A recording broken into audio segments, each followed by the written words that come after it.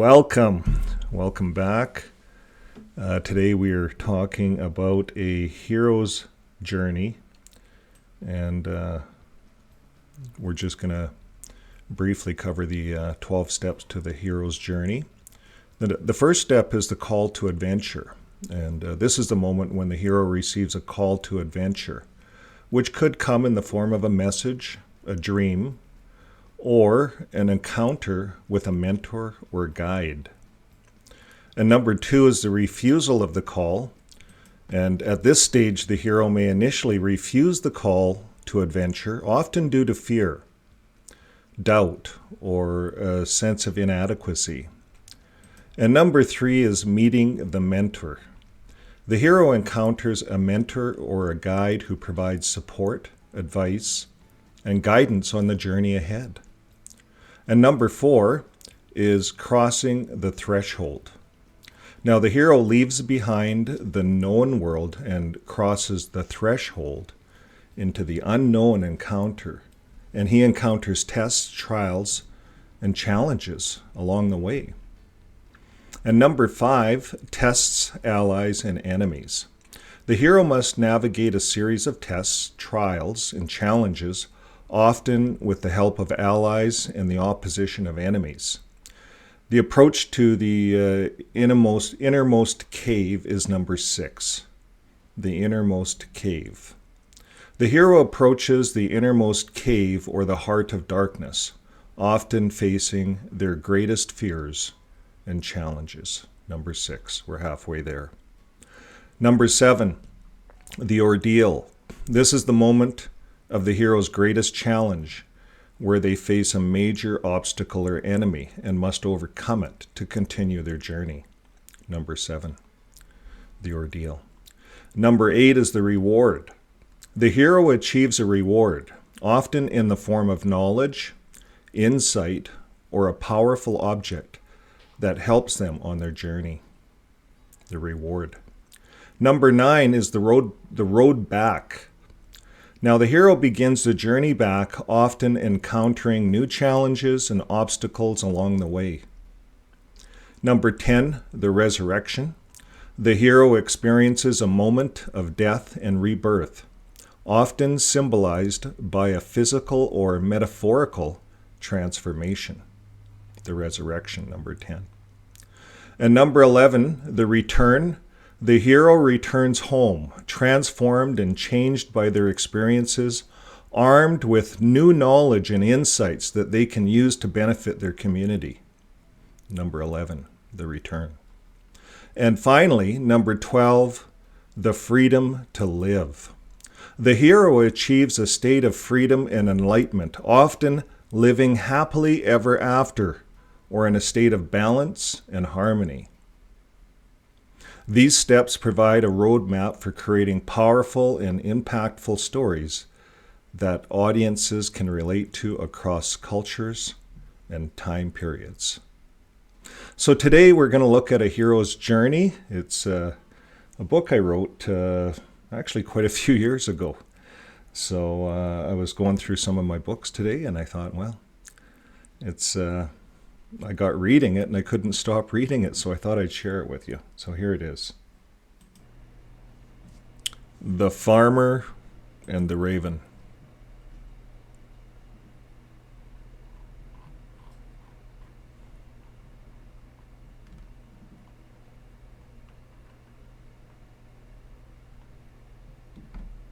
From a single wish you plant a seed. When the seed becomes fertile, it gives birth to power. This power turns into suggestion. The power of suggestion is now created. Belief now ripens the wish. Manifestation is what you'll harvest.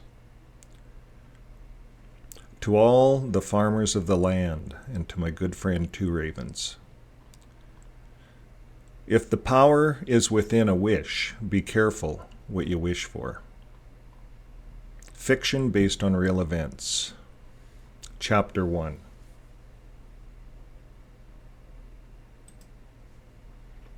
Hello, my name is Mr. Houle, and finally I can share my secret.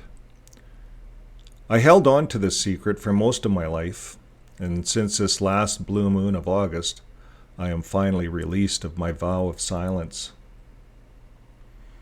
As you all know, I've been a farmer out by Dap, Alberta all my life. We raised our children on a farm, and lo and behold, they all wanted to farm.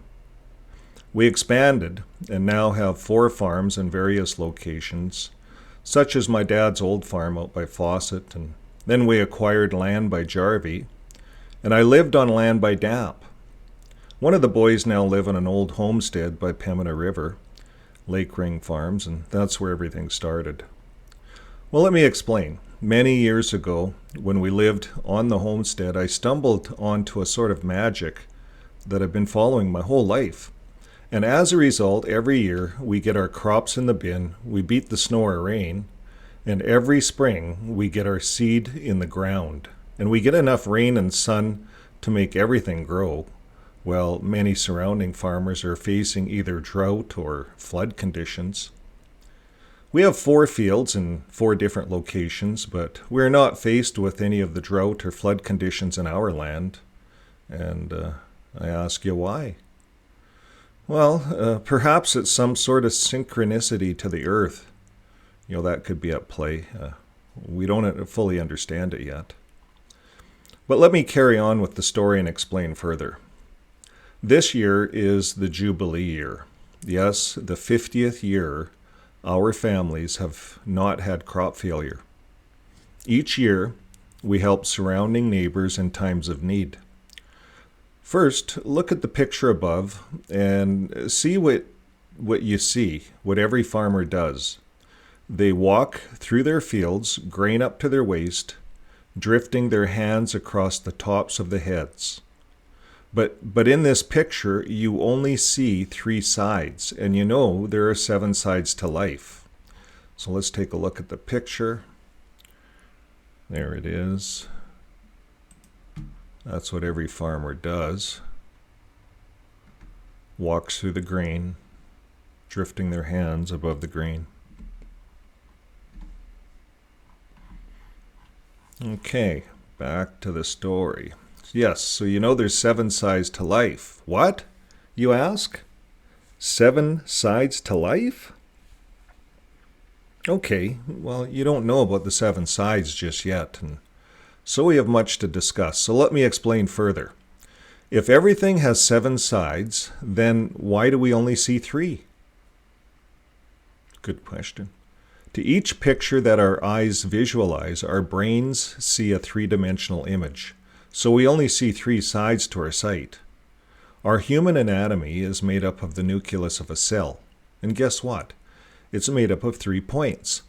Our whole human body is made up of little tiny cells made of 3 parts, and they spin like little planets inside our human body. Our synapses of our brains is like the solar system.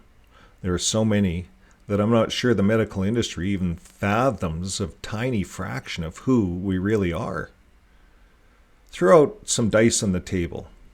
You can only ever see 3 sides. But there are 6 sides.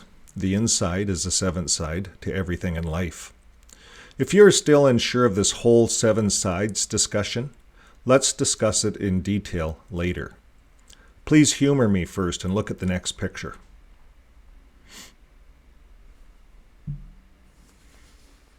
It will give you a clue to another side you cannot see in the first picture.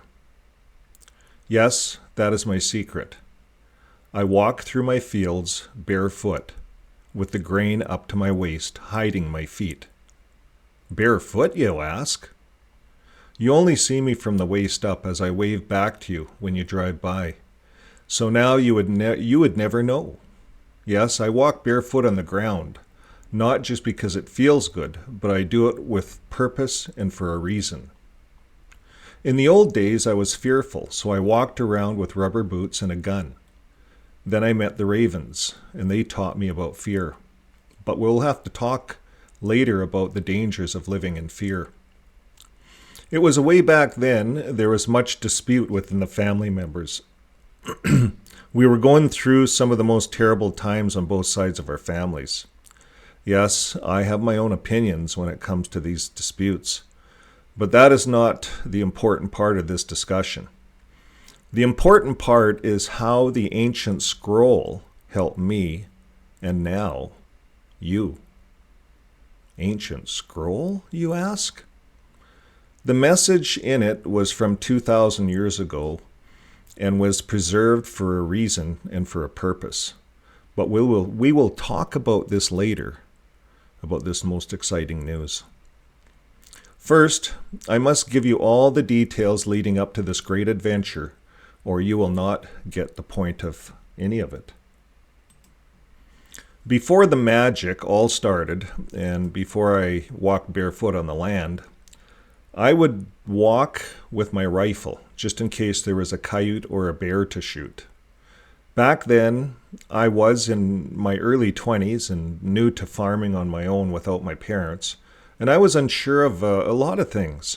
I always carried a gun, just in case, and besides, many of us farmers felt we had to exercise that right to protect our herds or flocks. And one day I noticed eggs disappearing from my chicken coops each day. I set up a video system for burglars stealing fuel, with multiple cameras watching my yard, and so I had the boys put in a camera to watch my chicken coop. Well, it was those darn ravens that would fly in every morning and come out with an egg in their beak. Once a safe distance away from everything, they would drop it to the ground, smashing the egg, and then fly down and have a feast. They worked in teams of two birds at all times. And we only had about 50 laying hens, and my wife needed the money from the eggs to offset the feed. Our dog is a special breed that watches over the flock against coyotes and foxes. But the ravens outsmart the dog from the air. When the dog is taking its afternoon siesta under the porch, the birds hit the coop and clean us out of eggs each day. Once I determined from the video footage what was happening, I sat out each day with my rifle, waiting for the birds. Each day they would fly over and never land. I decided to build a hunting blind to camouflage me, so I was not visible by the air. After I built the camouflage and covered it with spruce boughs to blend in, it still took the birds several days before they would land without me inside the hideout. Watching from the house video system, we would see the ravens eventually land and walk around the hunting blind. Once they realized it was safe, they went in the coop and started stealing eggs again. I let this go on for a couple of days longer, and then I hid in the blind one day with my rifle fully cocked, and that is when the unusual phenomena happened. A raven landed on the roof of the blind and talked to me. Now you see why I kept this a secret all these years. You would have thought that I was crazy. I didn't think crop failure could be related to me hunting down these ravens, but let me tell you, once I learned to talk with the ravens, I learned how to navigate the weather to my advantage.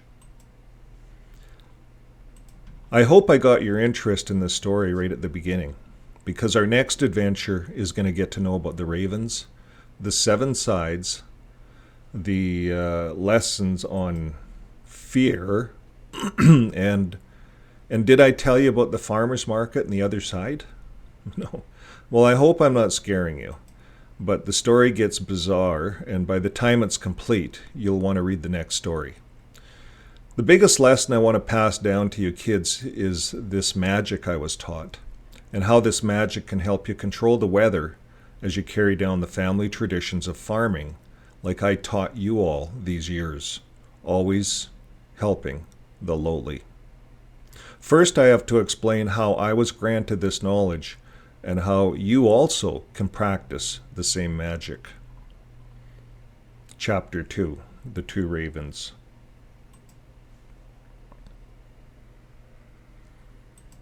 Hidden within the hunting blind, I had the raven in my scope, ready to pull a trigger. The next thing I heard was clunk. The airborne raven lands on the roof of the blind and says, "Please, sir, do not shoot. I will show you the other side." The other side, I ask with the most puzzled look. The raven says, "If you don't shoot, I will show you, and you will never toil in vain, and the remainder of your days will be blessed with much laughter and joy." Shock-stricken by the fact that a raven is talking to me, I immediately let go of the trigger and put my gun aside. I crawl out of the blind and the ravens fly away. Days went by, and the ravens never came back. Soon after, about 3 weeks outside my bedroom window of our house, I hear ravens on the power line wires squawking. It's early, and I can hear my good wife downstairs making breakfast. And so I go to the window in my upper bedroom and open it up, and behold, the same 2 ravens start talking to me again. And they said, "On the longest day of the year, go down to the Ring Lake at high noon, and walk out to the pier and look at your reflection in the water." They squawked a few times and then flew away. I know what you're thinking. Did I tell my good wife? Of course not, silly. I love my dear wife. But if I told her this fairy tale of a story, she would have me checked out at the doctor's, and the next thing, it would be all over town. There's no way I was telling anyone. What did I do next, you ask? Well, I counted down the days on my calendar until the summer solstice, June 21st. And, the longest day. And then I went down to the pier at high noon, and I looked into the water, and as soon as I seen my reflection in the water, up floated this Indian guy with 2 feathers out of his head. He floated up out of the water with his legs crossed and arms crossed in a sitting position, just smiling. And once he was in front of me hovering, he said, "Hello, I am 2 ravens, the 7th spirit of the 7th land, and thank you, my friend, for not killing the raven in your gun sights." Now I know what you are thinking. You think I went out and bought some of that marijuana at the corner store, but I swear to you on my grandmother's grave, I was sober as can be, and this is what really happened. What is next, you ask? Well, hold on to your pants because it's just getting exciting. I was on the pier, and I was still kneeling on my knees, and I almost fell in when I did actually fall into the water. But in a twinkle of an eye, he swooped me up, and we went high up into the sky and over top of Westlock, then Edmonton, and then just over Drumheller, and almost at Medicine Hat, and then we stopped at the Badlands Guardian. Have you ever heard of such a place? Well, if not, plug it into the GPS coordinates right here. And on your computer, this is a real place in Alberta. Now to carry on with the story, when we arrive over the Badlands Guardian, we just hovered, and he said, "This geoglyph is the only one in the world made by the 4 elements to serve as a reminder that 2 ravens, the 7th spirit over the 7th land, and is part of the breathing and living earth." I asked him what he meant by the 4 elements. He said this image of me was carved by earth, wind, fire, and water at the beginning of time. And you ask about the ravens that left the Ark of Noah and did not return? Why, the ravens became a part of the 7th land to watch over the sacred secret of this land, and you, my friend, have been granted knowledge of this secret. Revelation 1, 4, and 20 paraphrased, the 7 spirits before the throne share this sacred secret with the 7 nations, congregations, and lampstands of the world. Chapter 3, The Scroll. The next thing I knew, I was back at the pier, and I was staring at my face in the water. No kidding. A cloud blew in and a rainbow appeared. The 2 ravens from above flew in front of me, hovering, saying, "Follow us." And I ran underneath as they flew to the end of the rainbow at the edge of the field, where we pile up all our rocks. The 2 ravens hovered over the rocks and said, "Look to the 7th direction within the rock pile, and you will find the secret." Then they flew away. I stood there dumbfounded for a few minutes. realizing what has just happened, and so I frantically dug every rock off the pile. When I got to the bottom, there was a treasure chest with a toaster inside and a small vessel. After a close examination, I noticed something inside the toaster. So I pressed the release button and a scroll popped out. I look at this all in wonderment and ask myself, what does this all mean? Now, I hope I got your attention. I hope I got your attention because this next part, you'll never believe it. I go to pick up the scroll and it's heavy. And when I get the scroll flattened, I realize it is a woven 18-karat soft golden cloth. And the golden scroll, it was beautiful. It was beautiful, and in my instant reaction was to take it to the local jeweler and get it appraised. But then I read the scroll. Well, here's what it is. It's called the Toastmaster's Scroll. Dear beholder of this scroll, you have completed 1 act of kindness and 2 acts of obedience to the ravens. This equals 3. And as a result, you are reading this sacred scroll. Everything on earth is based on 3s and the rest is 7s. From a cellular structure in your human anatomy to baseball, 3 is an important number. If you are lucky and get 3 7s, that is jackpot. Earth is made up of 7 lands, 7 seas, and the 7th largest freshwater lake is in Canada. That is a jackpot place on Earth we call the Satu, and that is where the 13 masters of life have been trial tested for 2,000 years. To activate this scroll in your human operating system, you must follow these instructions carefully. Number 1. Come out to this sacred spot once per day for 3 weeks and read this scroll aloud.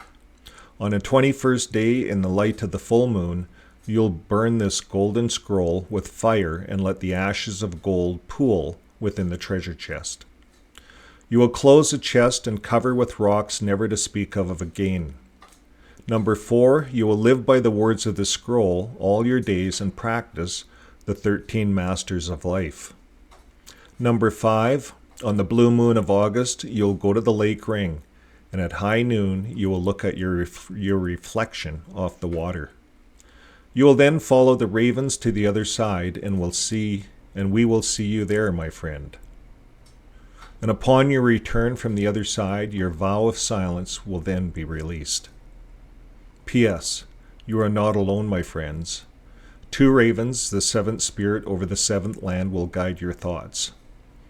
And to activate this scroll with the energy of agreement, please take the small vessel of wine from within the chest, and let us make a toast.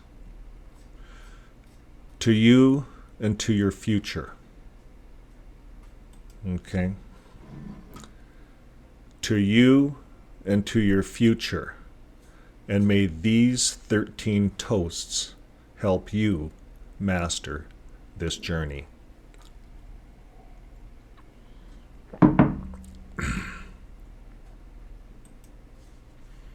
The 13 toasts to master life. Number 1. Share with your neighbors and elderly, and they will share back when you get old and need help. Number 2. Help each other, especially the sick and the needy, for then, when you are sick, they will help you. Number 3. Loss. When someone passes on, share the loss, help the orphans and widows in our communities. Explain our circle of life as a journey on earth. The ending of a day is like a sunset on the horizon. It is beautiful in its many colors. And it is a time we gather to commemorate the day that has just set and all that one's life has brought to the community. Our lives are short as a day, and tomorrow is a new day and a new beginning. It is a sunrise for our celestial being, because energy never dies, it just changes state. That, my friend, is the circle of life. Number 4, love is the predominant energy in our communities because everyone is treated as family. Number 5, respect of our land and the ravens who watch over the land. Number 6, sleep.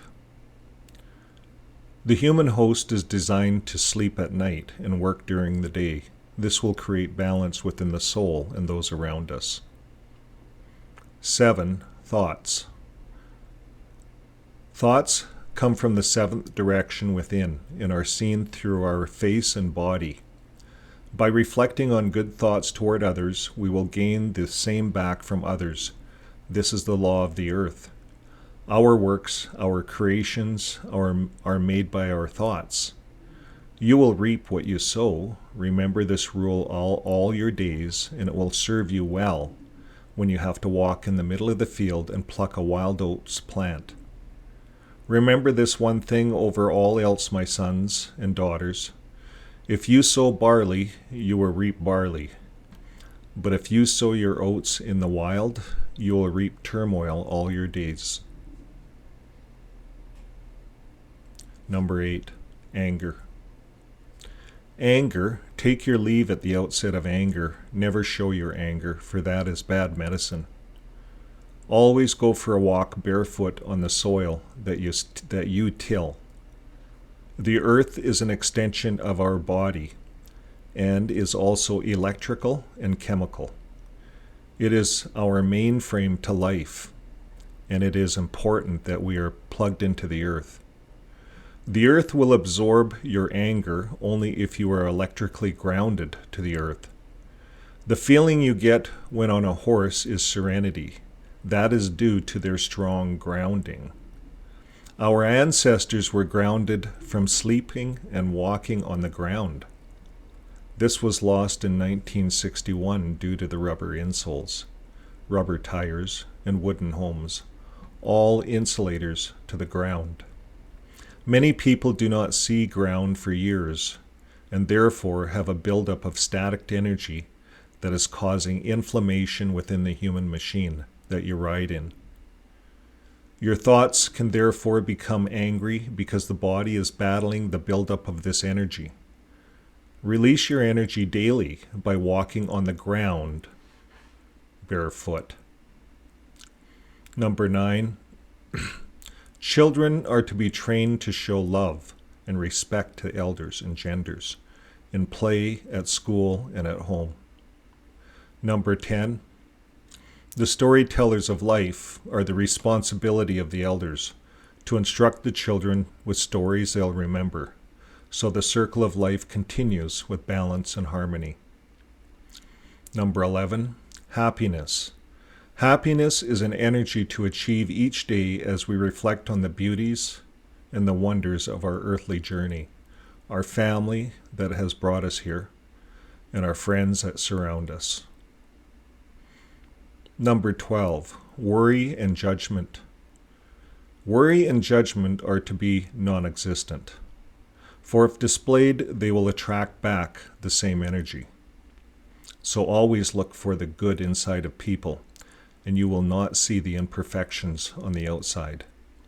These same people will then only focus on your good and overlook the few times you slip up when you do.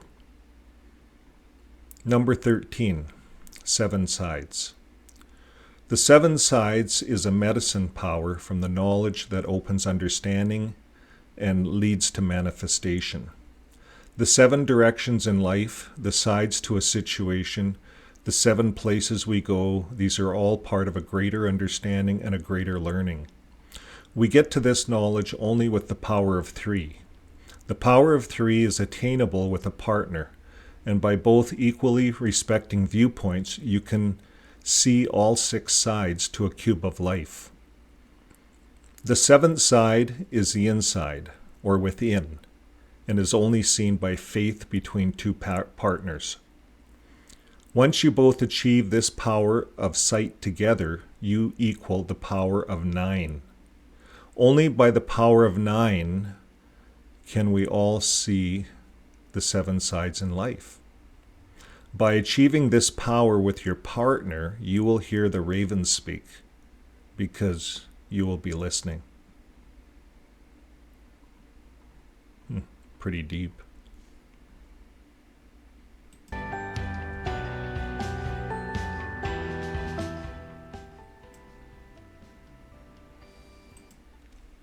Chapter 4, To the Other Side.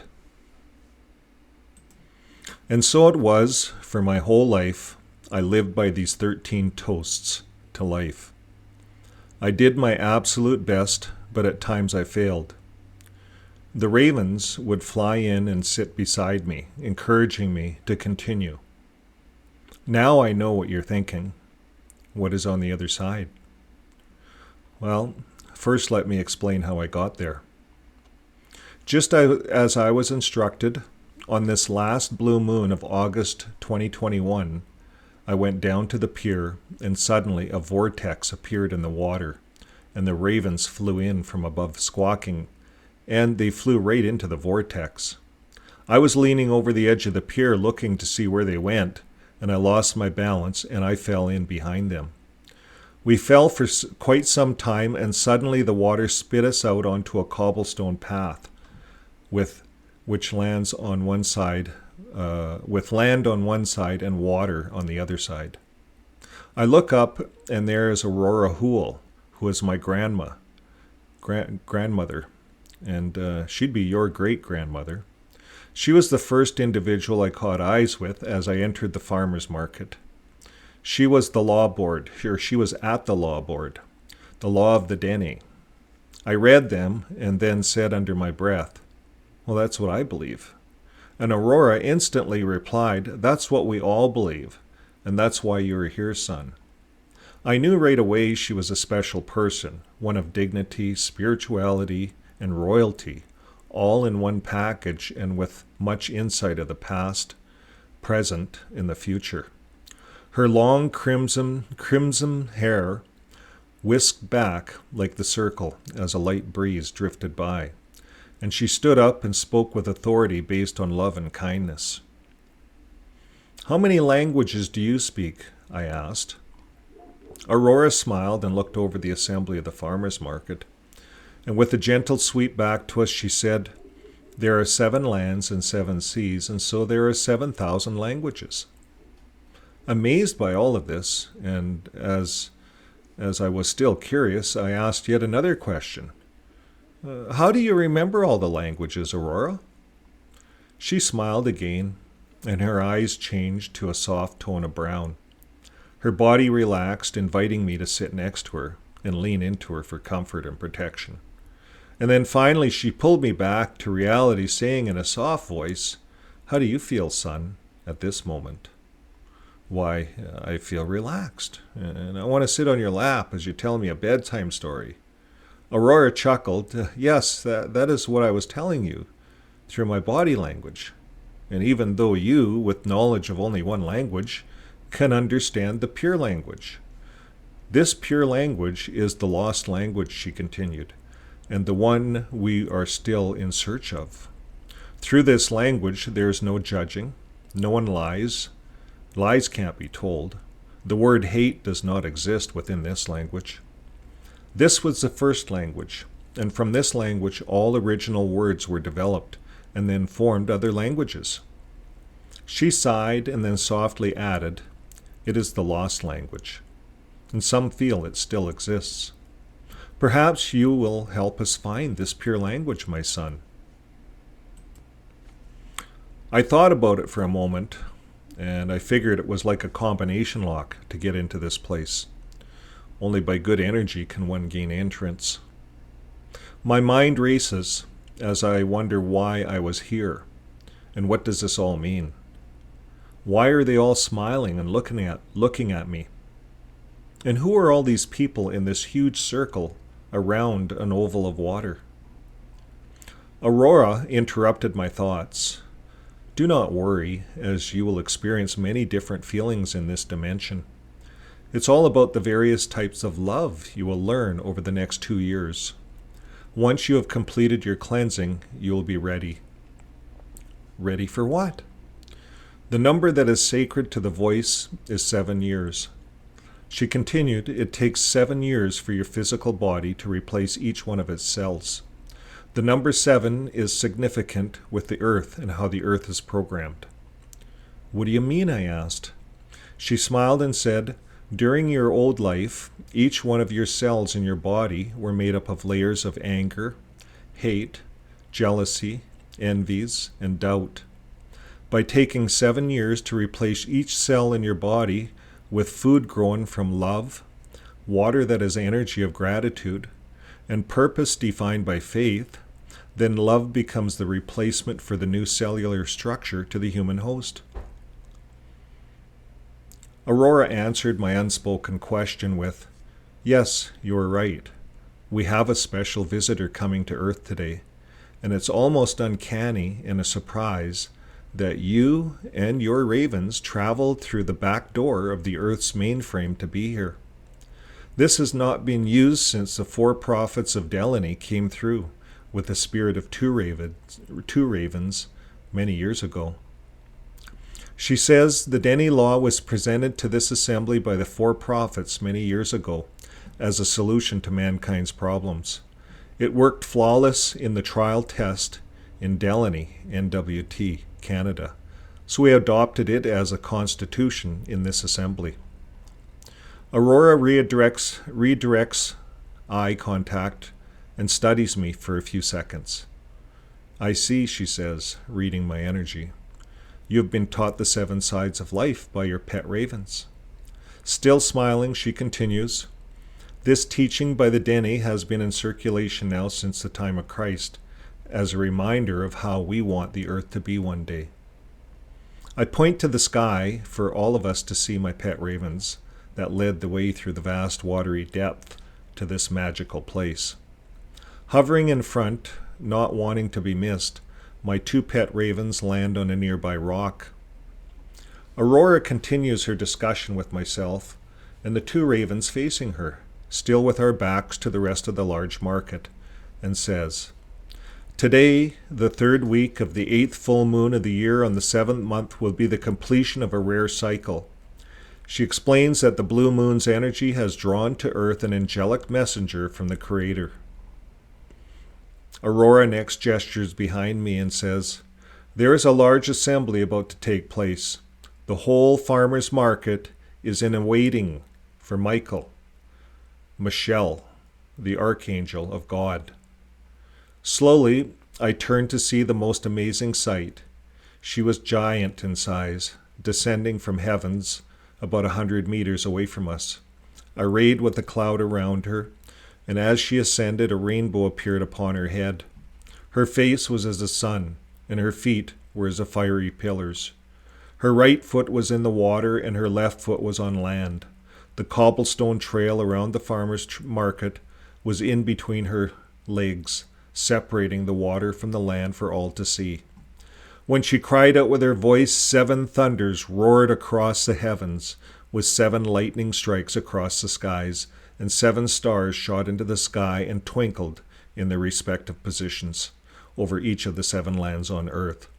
The 2 pet ravens circled 3 times high above her lofty head, and then she put her arm out, but they both flew over and landed on what appeared to be the 7th star, the land of ice and snow. Her voice was as the 7 thunders speaking, and she said, the command to fill the earth has been fulfilled, and now we make way for the new scrolls to be unveiled. Suddenly, off the 7th star, the 2 pet ravens start to squawk and fly down to land on the giant arm of Michelle, the archangel. Michelle then launches the 2 birds off her arm into the air, and then in a twinkle of an eye, the 2 birds transform to the floating Indian 2 ravens, the 7th spirit I had seen many times before. I think to myself and smile, this sure makes explaining this 2 ravens a lot easier. I look over to Aurora, and she looks at me, both of us in amazement of this unusual phenomena.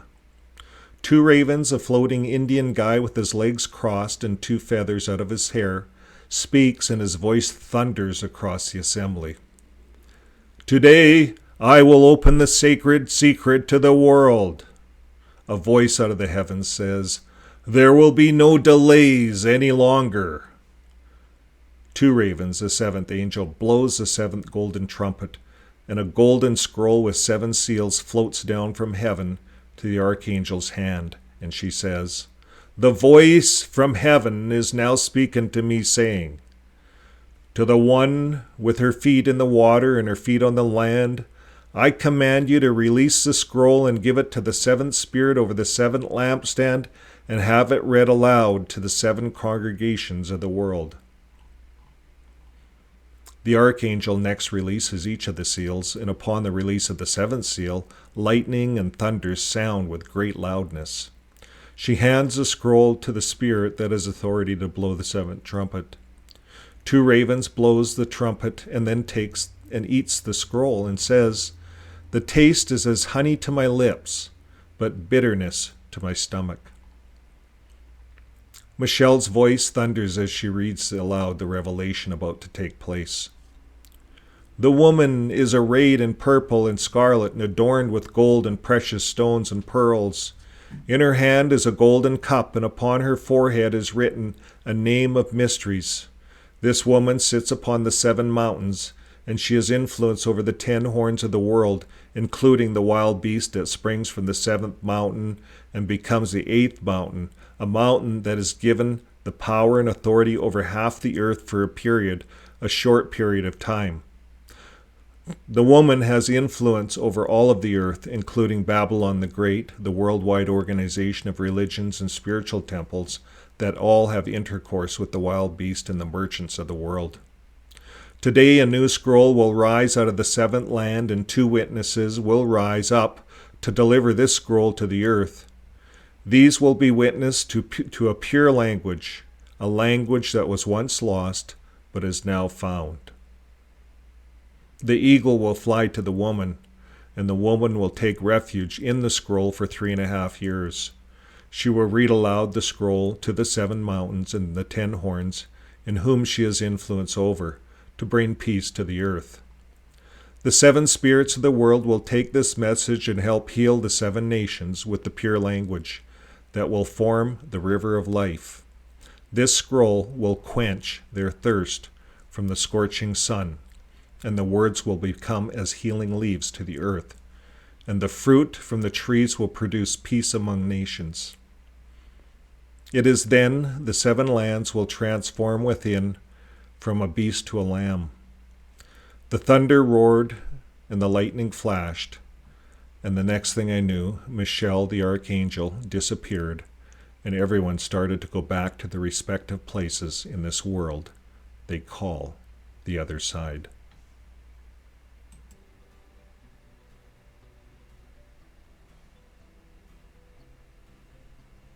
Chapter 13. 2 witnesses. Rave looks at me in awe as we both reflect on what just took place. 2 ravens, the 7th spirit, is now floating amongst the other angels residing over the 7th land of the earth. Aurora engages our attention and says, you have found your calling, my son. You have been chosen by the voice to be part of this assembly and to hear about this new scroll. Please walk with me. She waves her arms for me to follow along as she explains what has taken place since the blue moon started. She says this vast place is really the synapses of the mainframe that some call the brain of the earth. There are 144,000 connections to the earth influencing various kingdoms, priests, and governments. A great crowd still ventured to the other side as humans to work alongside the 7 stars on Mother Earth. Since the energy of the blue moon of this August, we have had angels from heaven bring messages to the assembly for 3 days, covering all 7 letters of Revelation. Now that you are here, you will still have a chance to be part of this vast organized training program, designed by Christ and delivered by the 7 spirits of the 7 lands. Aurora smiles and says, now we know what your 2 pet birds are doing. She laughs and gestures me to follow her to the Golden City. The Golden City is at the other end of the farmer's market, which circles around the vast globe of water, with daylight on one side and night on the other. Aurora explains the reason for the large crowd is to educate the 7,000 influencers that travel back and forth to the earth. Once we were at the end of the oval circle, there was a crystal clear river flowing down towards the city. Aurora explains this represents the water of life from the Creator. She points to each side of the river and states, the trees of life are yielding 12 crops of fruit each month, representing plenty of food for the earth, and the leaves of the trees represent a healing to the nations, so we know the earth can sustain people. It's just, she pauses and says, how do we feed all the people? Well, soon we could see the Golden City with people in it in orchards picking fruit along the river of life. And Aurora says, we will be eating this fruit today. She smiles and says, it's all rather magnetic how the whole thing is designed.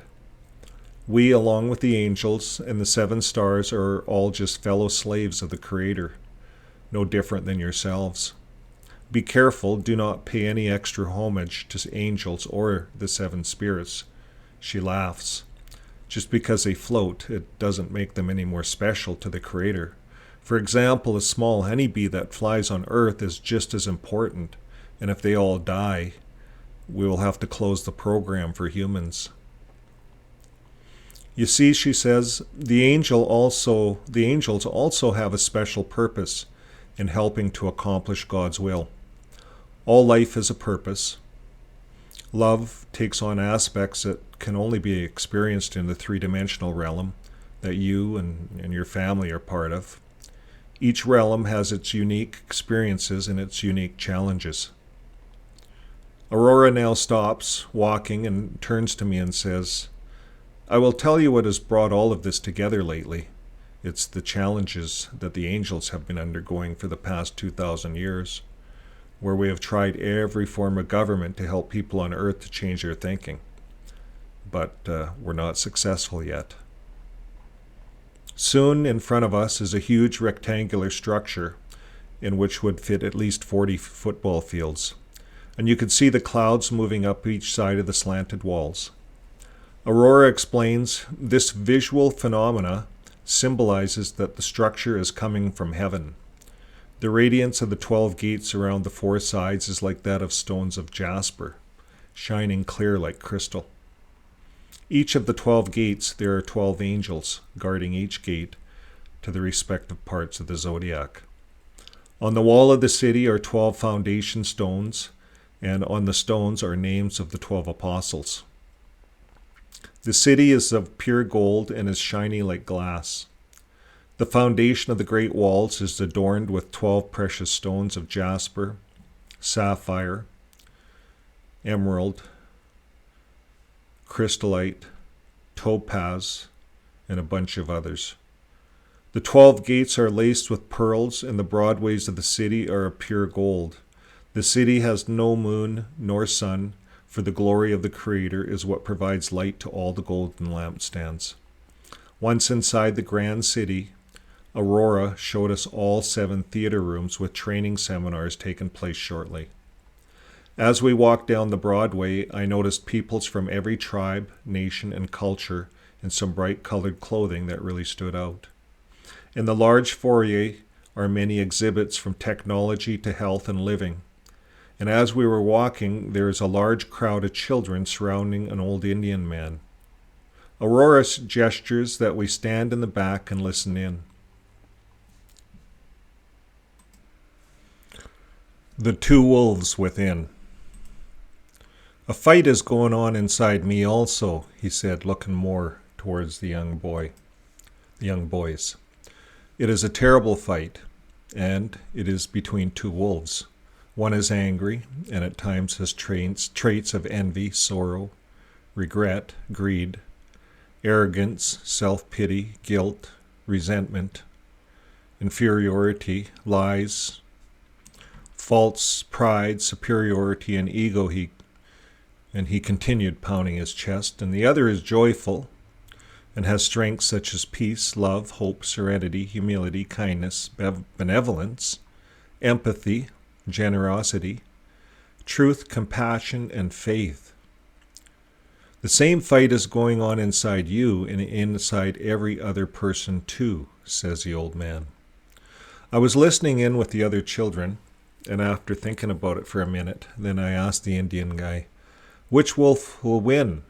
And the old man smiled at me, winked, and says the most profound thing I've ever heard. He says, "The one you feed."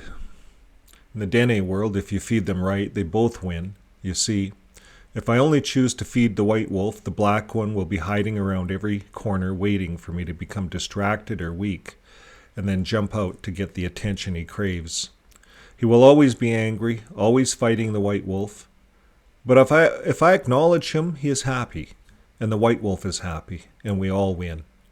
For the black wolf has many qualities that I need at times, and my white wolf lacks, such as tenacity, courage, fearlessness, strong-willed, and great strategic thinking.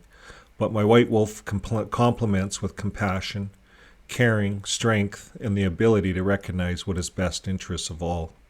You see, my son, if you feed the dark wolf, or the white wolf needs the dark wolf at his side, and to feed only one would starve the other, and they will become uncontrollable.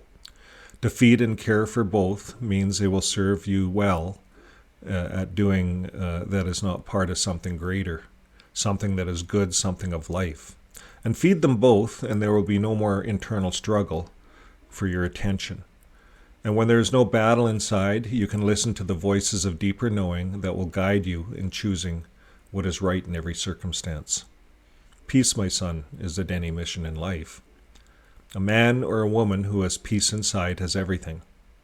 A man or a woman who is pulled apart by the war inside him or her has nothing. How you choose to interact with the opposing forces within you will determine your life. Starve one or the other, or guide them both. Aurora leads the way, and we continue down the broad way of the Golden Palace. And up in the distance I can see a gigantic plow, painted green. It caught my attention as most of all of my farm machinery is green. Finally, we reach the gigantic plow, and I stop and ask Aurora if we have time to take a closer look inside the pavilion. And she smiles and says, "Of course there's time, son." So we venture inside, and we meet the gentleman at the entrance. I stand there amazed at the large plow, and the man introduces himself as John Deere and shakes my hand. He explains how the plow came to existence in the 1830s, when the farmers at the time were using cast iron plows of that time. John looks at me and says, "You know how it is, son, plowing? And when that muck sticks to the plow shears, you spend more time cleaning the shears than you do getting the farm soil tilled. Why, in 1837, when the Midwest USA was being settled, I was one of those farmers trying to plow that mucky riverbed. Those old riverbeds were the richest of soil, and it was there we could grow the bumper crops, only if we could plow the soil. I invented the first plow with a shiny shear that the muddy clay just rolled off of. Soon I had a lineup of farmers watching as I tilled my soil without it sticking to the plow shear. The next day I ran down to the patent office and I filed a patent, and then started making shiny plowshares for all the farmers, battling the same problem. Soon I became a good public speaker and was elected mayor of Grand Detour, Illinois. Of course, one thing led to another, and now we're here working on the next tractor of the future that works off green energy. I guess how I did this, son?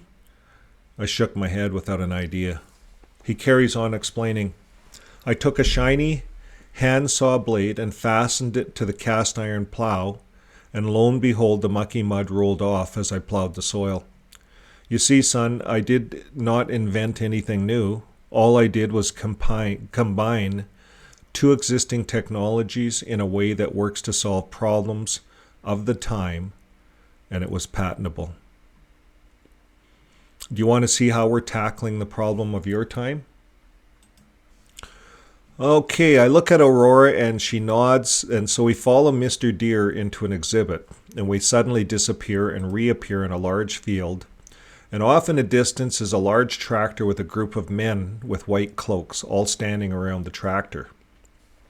Excited, Mr. Deer explains, "This, my son, is the tractor of the future. It works off green energy and electric drives. The electricity is gathered from the sun's rays, and the positive ions are gathered and stored in a large tailing ponds in the farmer's yard. These ponds are the new fuel of the future and can be pumped in a liquid form into the old diesel tanks of the converted tractor." Mr. Deer explains that there are a group of scientists surrounding this new tractor as a special guest is scheduled to appear, and you're just in time.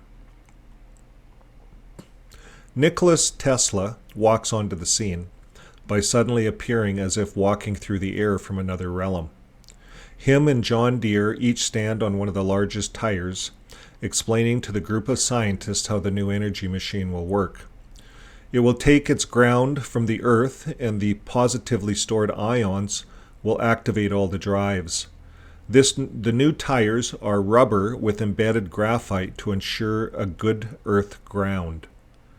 Nikola Tesla looked at the audience and says, "Now it's time to go back to Earth and encourage all the farmers to start gathering the sun's energy in preparation for this new upcoming technology." I look at Aurora, and she takes hold of my hand, and we turn and suddenly appear back on the Broadway in the Golden City. We come up to a theater room marked the Seventh Land, and Aurora escorts me in and says, "This is the land that you're connected to on Earth." The theater room was packed full of delegates, all there to learn about the new scroll that Michelle, the Archangel, had just delivered. Two ravens floats into the stadium from above. Aurora explains, "All the seven spirits have meeting places in the upper chambers, only accessible by floating." To start the program, the seven jagged rocks across the back of the stadium start to sound their salute. The noise of the crowd calms to a complete silence.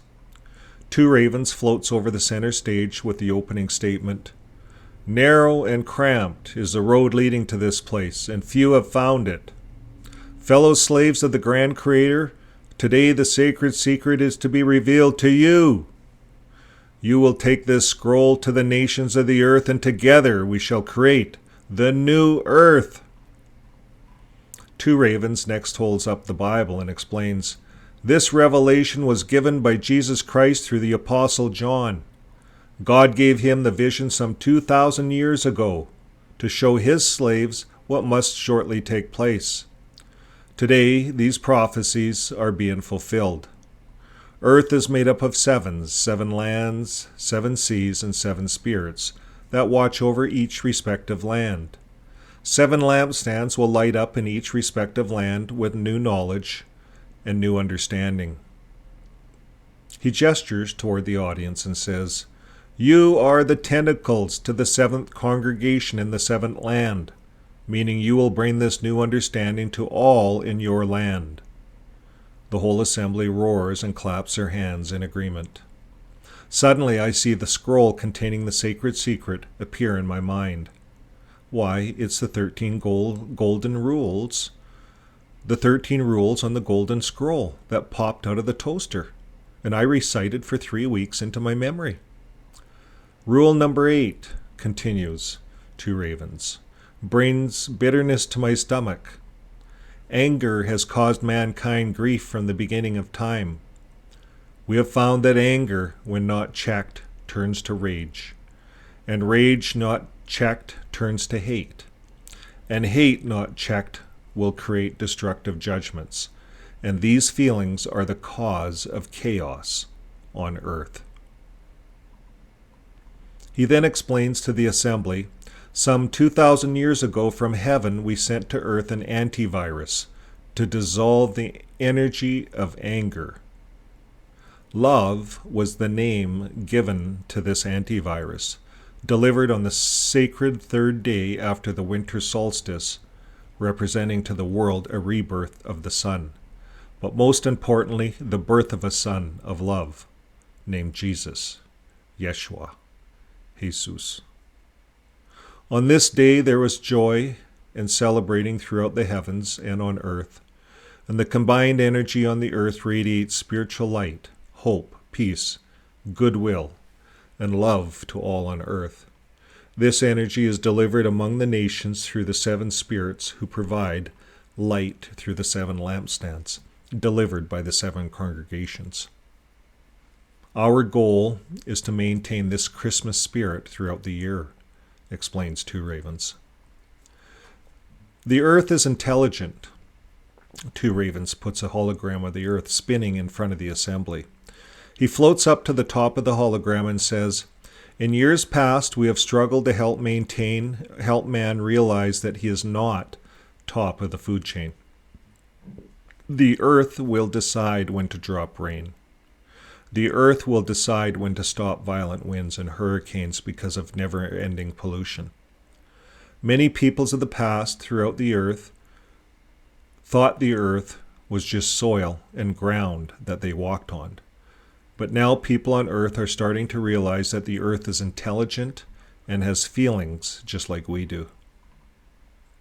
Two Ravens holds up the golden scroll with each of the seven seals fully released and says, "The new scroll will simplify our spiritual lives and help the next generation to understand the complexities of the planet Earth. It is a living, breathing, and intelligent entity put into its place at the beginning of time by the Creator of the universe." He explains there is a certain program that has been running since the beginning of time on Earth. This program is set to run to times indefinite and designed to protect the Earth by bringing to ruin those ruining the Earth. The hurricanes and the tornadoes are not because God is upset. It is a result of a program implemented upon creation and designed to protect the planet. We're commissioned to help all on Earth to have the mindset that one's journey is temporary. And now with green energy available on Earth, the planet can be left in a good status for others to enjoy their earthly journey. Our beginning. A hologram lights up in front of us and shows 365 portals to the Earth. Two Ravens next explains, "We leave our celestial state and become entangled with a human host in the three-dimensional world we call Earth. Each journey has a static address with an expiry date that runs out in parallel with purpose. The human host ceases operation, and then the energy of you is shifted to a new location, just like a record playing the next song. He closes the session with a question for us all to ponder over lunch. Which song are you playing? We all laugh, and we go for lunch. For lunch hour, we all go down to the Broadway to eat the freshly picked fruit. Aurora explains there is a selection of 12 fresh fruits in season to pick from strawberries, blueberries, cherries, raspberries, oranges, apples, bananas, peaches, pears, grapes, plums, and apricots. You will see the servers all along the Broadway, and be sure to have the healing tea from the leaves. We make our way to the large fountain in the middle of the archway to eat our fruit and sip our tea. We look down off the archway and we see the river of life. Water flowed straight out of the middle of the platform from the river below up into the air and then split evenly into the 7 directions. From the platform, you could walk in 4 opposing directions to 4 gates, each gate with 3 doors lined with silver and precious gems. And there were 2 elevators, one said up and the other down. The 7th elevator was lined with pearls and gold and said, "Within." Aurora says to me, "Now that you've drank the tea from the healing leaves of life, we'll take in the rest of the program." Then all of a sudden, I hear a voice from behind me say, "Son, am I ever glad to see you here in this place. When you get back today, be sure to give my little pumpkin a squeeze and tell her I love her." I quickly turn around and there was no one but empty air. I knew it was my wife's father. He was the only one that called her pumpkin, and his voice sounded the same. Aurora explained how my DNA is like a magnet for relatives to get a sense of my essence while in mid-heaven. Realizing I was there for a purpose and only a day, she grabs my hand and escorts me into the pavilion for the seventh land before anyone else appears. The introductory music was beautiful, with piano melodies, panpipes, tambourines, and the most amazing vocals singing that I have ever heard.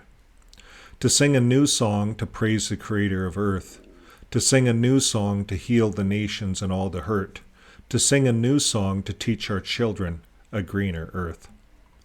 Lightning and thunder sounds, and then the earth starts to shake, and a sudden calmness overcomes the theater room with birds singing, the sounds of spring. The sun rises upon the center stage, and two ravens floats down from above to open the second part of the training discourse.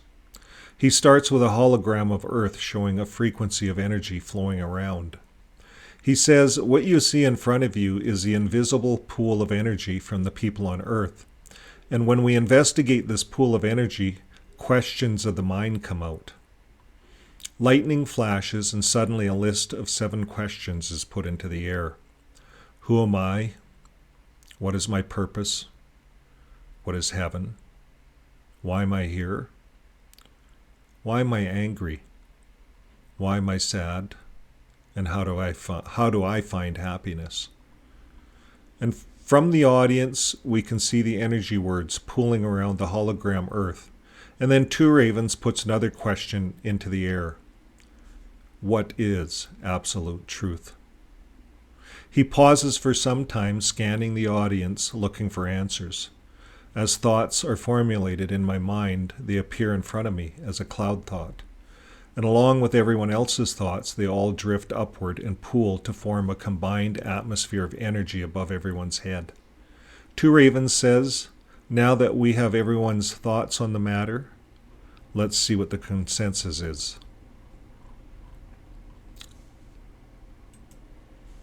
He floats up to the energy field above everyone's heads and sticks his finger into it, and then the answers come out across the air so everyone can see the consensus to the question. 3 question marks appear in the air, and Two Ravens smiles, wiggles his feathers, floating there calmly as if waiting for more answers, and then says, yes, you are right. No one really knows. Two Ravens elaborates, as one of the 7 spirits on earth under the Christ, we in our dimension do not know absolutely everything. Let me explain. Concerning the day and hour of the great fix, no one really knows except the Creator. And suddenly the tetragrammaton lights up across the air of the stadium with a blue-green glow of majesty and power. The theater room goes completely dark. I can feel my seat rumble as the thunder builds, and finally the lightning flashes across a hologram of Earth. An image of a tornado twisting and turning appears on the hologram and then spits out the word anger. Anger was floating in the air all around us. Suddenly you get a feeling of anxiety, and then lightning flashed, and the tornado disappeared. And springtime was on Earth with the sun shining and the birds singing. Anger makes us all want to leave, exclaims Two Ravens. And that is why I only allowed you to feel its effects for a few seconds, so you'd hopefully stay a little longer.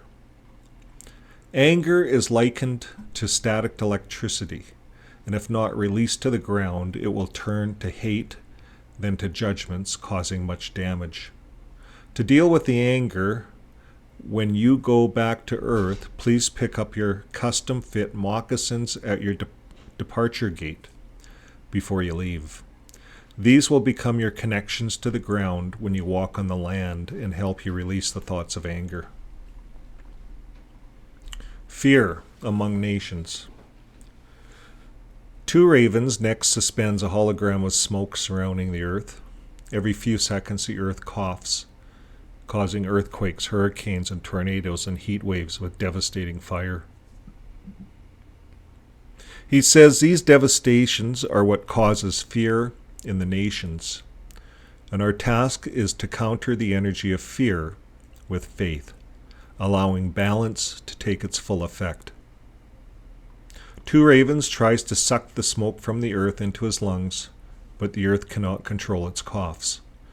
Saddened by all of the devastation, he looks at the audience and pleads, "We have little time left for Mother Earth to remove the people not grounded to her."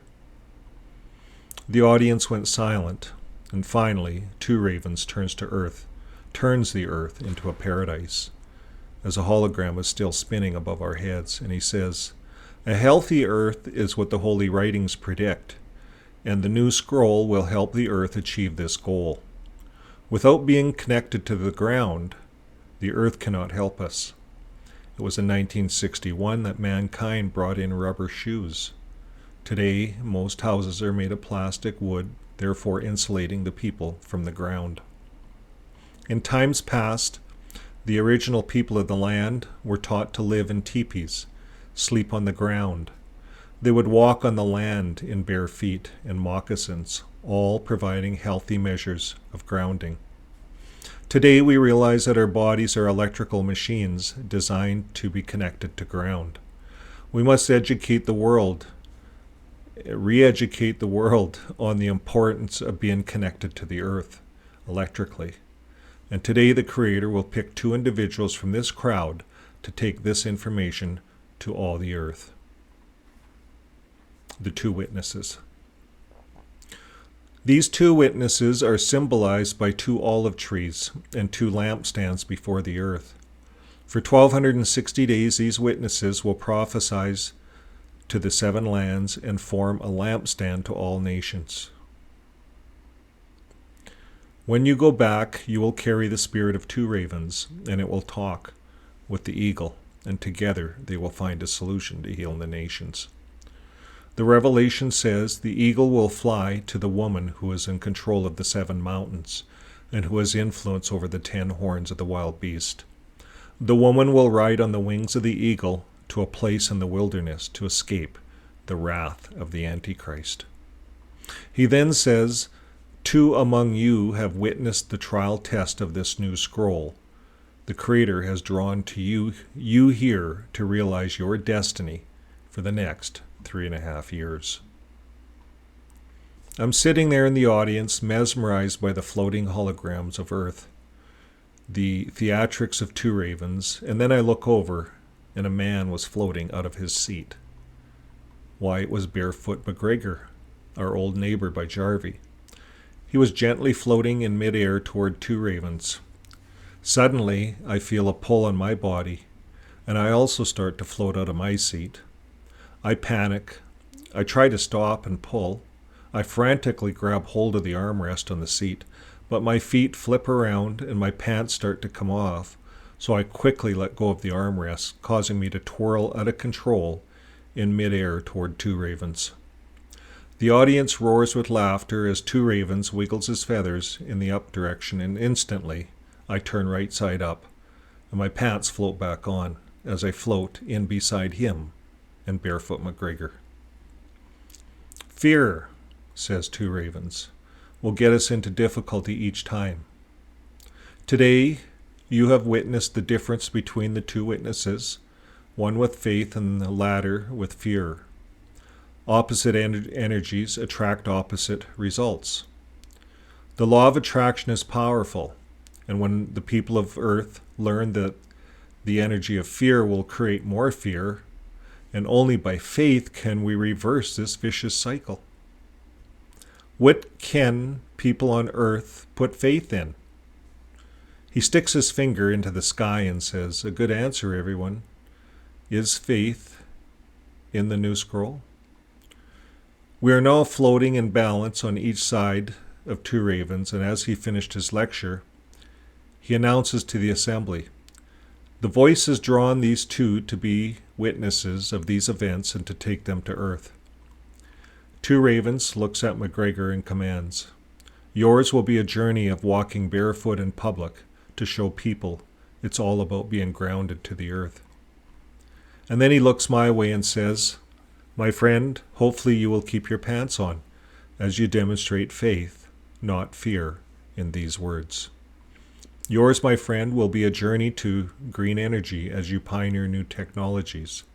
You have little time, for the end is not yet. Lightning streaks across the sky, and the stadium rumbled. In the twinkle of an eye, 2 ravens and the hologram disappeared. The stadium went dark, and we were instantly back in our seats.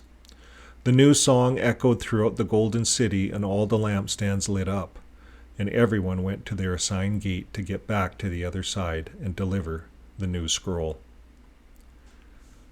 Once we were up in the center fountain, Aurora holds both hands and says, "Wherever you want to be on Earth, just imagine that in your mind's eye as you walk through the 7th gate, and in a twinkle of an eye you will be in the 7th land, the land of ice and snow."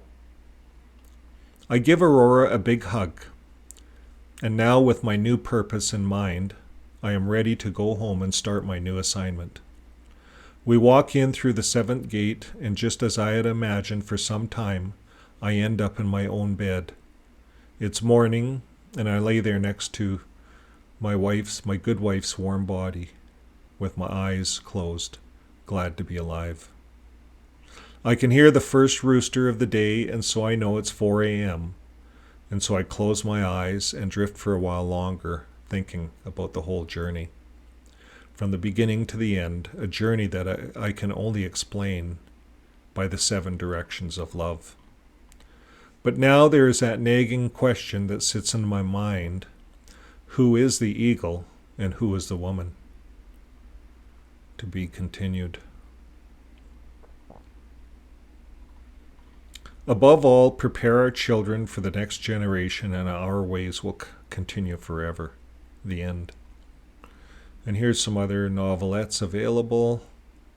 From the Cosmos, A Journey to Love, Finding Purpose, To the Satu, The Lost Language, When the Power Goes Out. These I will eventually put on my channel. So that gives us the first one, the first novelette, The Farmer and the Raven. I hope you enjoyed it, and I'll give you a little music to end the program.